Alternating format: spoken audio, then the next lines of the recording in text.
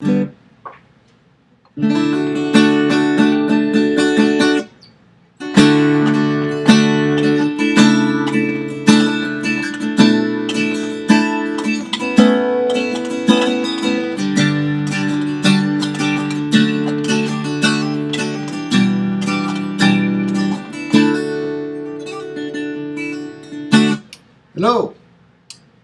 Talk Crusader coming back with another master class. I just did a walk down in D and appreciate everyone who saw the how to play in E master class and voted for other keys. Honestly, didn't really get enough votes to have one of the particular keys be preferred over the other, so I just decided to go with the one that I thought would be most beneficial at this point, and that was the key of D. So we're going to go over D, and I'm just going to give you some cool little practical tips on how to play in this key. Now, D is the key that I like to play in. It does have some rich voicings, which I'm going to show you here. And once again, if you haven't seen the other master classes, you're going to want to watch those because they're again going to touch lightly on some concepts that I cover extensively in the other tutorials, and so I'm not going to spend a whole lot of time re-explaining those. So what you saw me do in the intro was just a walk down. And here's D major.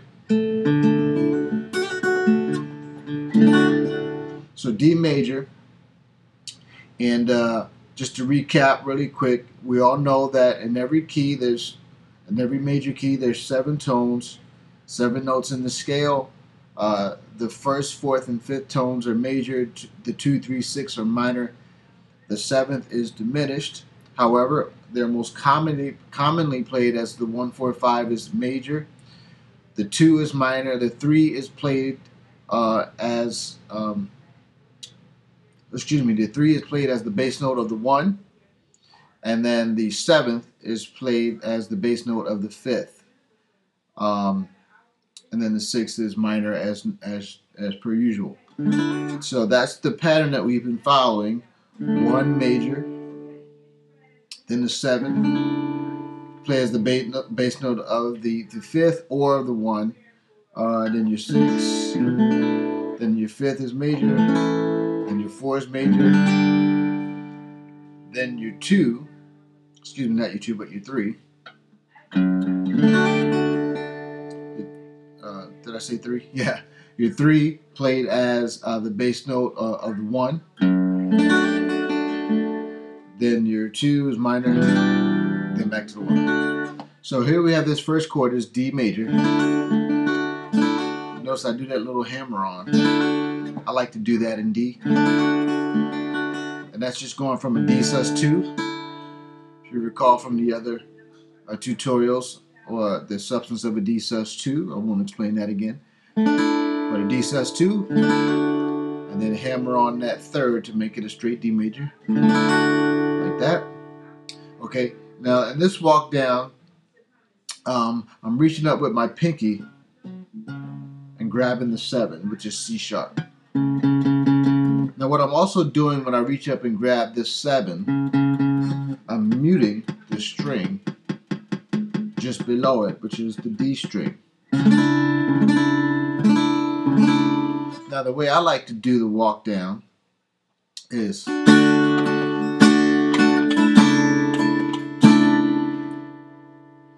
now I like that voicing. Here's my 7 in the C sharp, muting the D string. Then I'm playing the 2nd fret on the G string, which is an A note. Excuse me. Then I'm playing the 3rd fret of the B string, which is a D note. And then I'm playing the high E string open. So basically what I'm playing, if you remember what we've done in the past, like say for example we go to the how to play an E, if we play this E5, we play that 7th, we kind of just still play that E5 over the 7th, which is your D sharp. This is a similar concept. Okay, but we're playing the 7th, and then we're playing it over a D sus2. If you recall from some of our theory lessons in the past, you know that whatever the 1 is, which is the tonic, it's going to sound good pretty much in any chord you play. So in this case, we're kind of keeping it in the D, kind of like a D major over C sharp, but this time we're actually playing a D sus2 so that we get some differentiation in that voicing from the D major. Now notice the voicing there. Very rich, a lot of tension in that chord. It wants you to move, so you're not going to land there. But I like this because it's easy to grab. You are going to need to grab your pinky. Now an alternate to this would be to, you could bar the 2nd fret on the D, G, and B string, and then grab that C sharp with your ring finger. That's be a true 5 over 7. So A major is the 5, and then the 7, which is that C sharp. A over C sharp. You could do that, or if you want to keep it a more open voicing, you can just play the A sus2 over C sharp. So it'd be like this. Okay. I personally prefer to do it this way. I just prefer that voicing, okay? So you figure that out however you would like to do that. Then when we get to the 6th, we're playing this B minor 11. Now, here's your B minor 7, the bar chord. Right? So we could do like this. We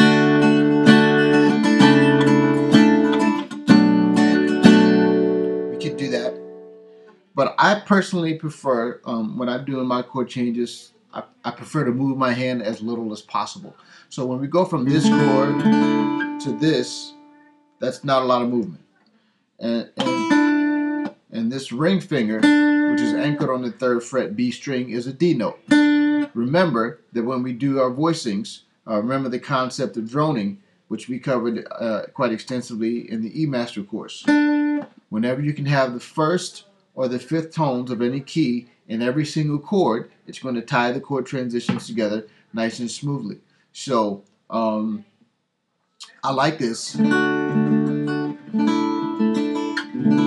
because in all 3 chords, this ring finger doesn't move from that 3rd fret on the B string, and that's a D note, and that's the root.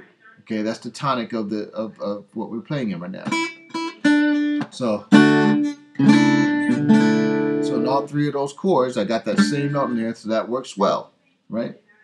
But what I'm doing here is I'm grabbing that B, which is the root of this chord, with my index finger, and then I'm muting the D string with that same index finger. Okay, and then on the 2nd fret as well, on the G string, I'm grabbing that A.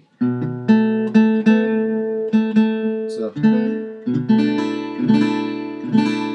and then I'm playing the E open.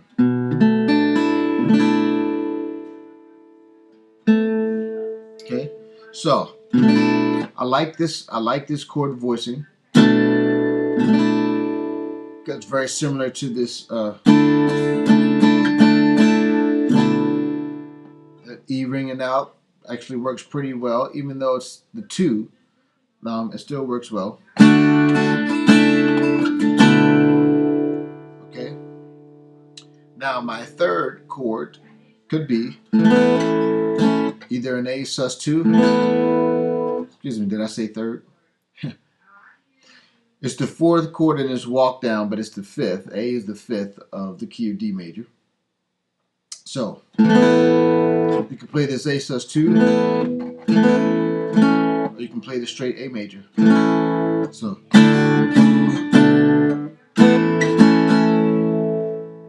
and I like to do the A sus2 and then hammer on, kind of like we did with the D major, with the D sus2. I just like that little movement. So not a whole lot to say there. And then your G major. Now I like the G5. We covered this on how to play in G. That's because it's all G's and D's. We know D is the tonic, so that's going to sound great. Then that's the 4. Then when we move to the 3rd, which is F sharp, we play this D major over F sharp. Now what I'm doing with my thumb, I'm reaching over the top, I'm grabbing it with my thumb, and then I'm muting. I'm also touching that A string with my thumb. So I'm muting that, playing the D open.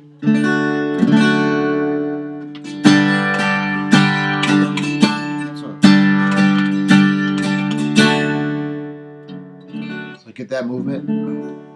Then I play my E minor 7. Notice I have that D still anchored right there. D is always good to play in every chord when you're playing in the key of E, key of D. I'm like dyslexic today. I don't know what's going on. E minor 7 and then back to your 1. So we can do the same thing in reverse, right?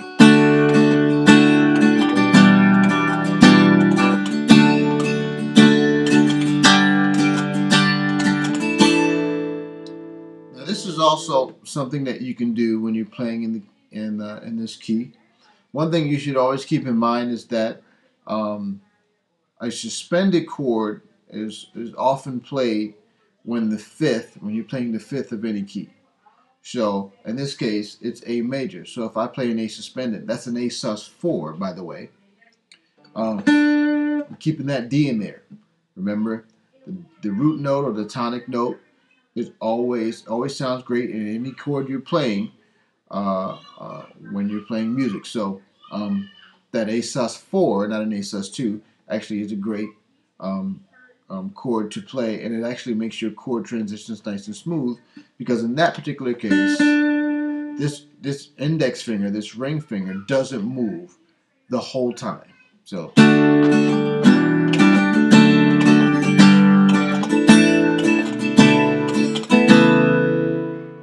except for when we get to the 6th or 7th, excuse me. Now this is the one when I'm doing the walk up. I actually prefer to do the A sus2 over C sharp,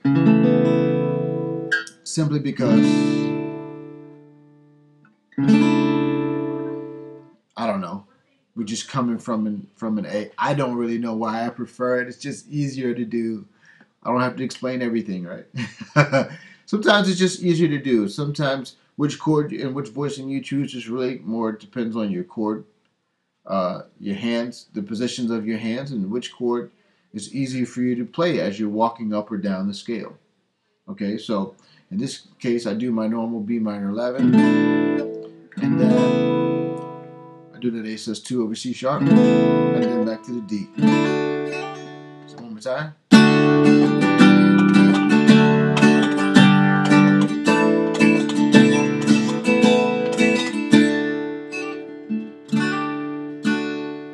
So I guess I could do this. I could. To keep it consistent with that D sus2 over a C sharp, but I'm in the habit of doing it a different way. What do you want from me? So there you have it. That's all the chords in this particular key. Now what you may also notice is that when I'm playing this key, you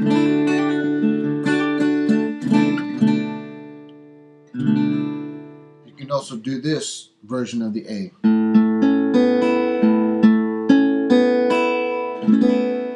It's not truly an A sus2, it's more like an A sus, because you do have the 3rd in there, which is that C sharp. And here's the root A. But but you do have the 2 in there, which is the B. So when you're playing this chord, or if you want to do your, if you want to actually grab that E, and that makes it a full A major. But I like this positioning here when I'm in this key because I can get this nice little slide action going, which we talked a little bit about in our last lesson.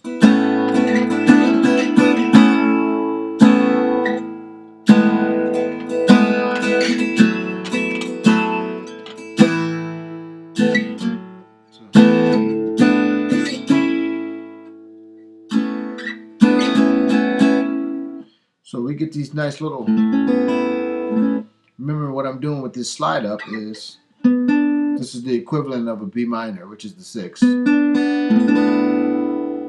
And then this would be the equivalent of a C minor, which is the 3rd. Excuse me, which is the 7th. But what we're actually doing here,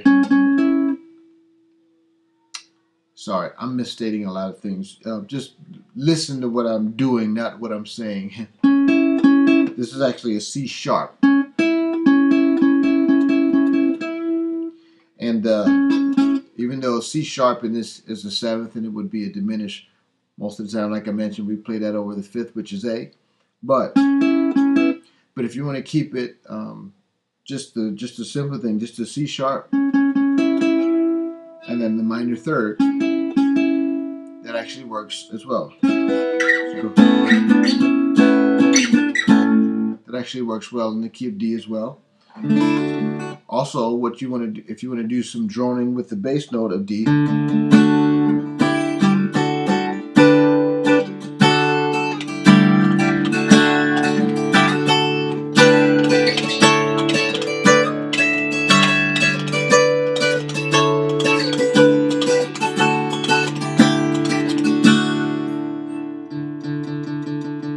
there you go, have your bass note drone with D.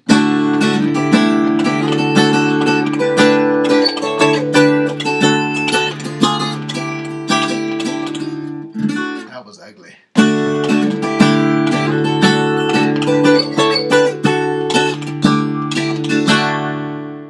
Okay. Now, there again, we covered this little principle in the last E major tutorial. Notice as we walk up the scale, here's a D major, then we're sliding up, still playing over D. And this is basically the equivalent of an E minor. Just E and then the minor 3rd, which is G. I'm muting, by the way, that G string. Then I want to slide up. That'd be the equivalent of F sharp minor, which is the 3rd, over D. Then I get to the 4th, which is G major, and this is just a G major triad. Still over G. Then I get to the 5th, that's just an A major triad.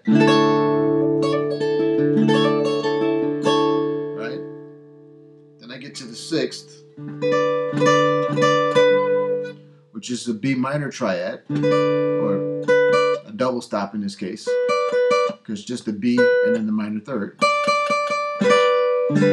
which is D. And then to the 7th, which is that C sharp. And then here's basically just a D major, an octave up. Excuse me.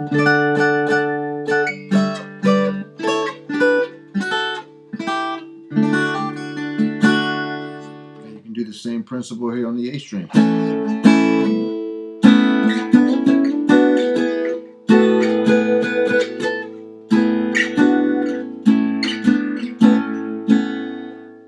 Same principle there. So there again, if I went through that too quickly, I explained that in more detail in the E major tutorial. But I just wanted to give you some extra little things that you could do and use in your playing. So that's how to play in D. Those are all the chords in D, and I hope you got a lot out of this. I think we'll do maybe A major next. I'm not really sure. Maybe we'll jump to C. Maybe we'll jump to C because that's a little different. But anyway, stay with me, guys. I appreciate you, all you subscribers. Once again, tell a friend. Like these videos, subscribe. Really need you guys' support, and I appreciate you sticking with me. So until next time, friends, be blessed.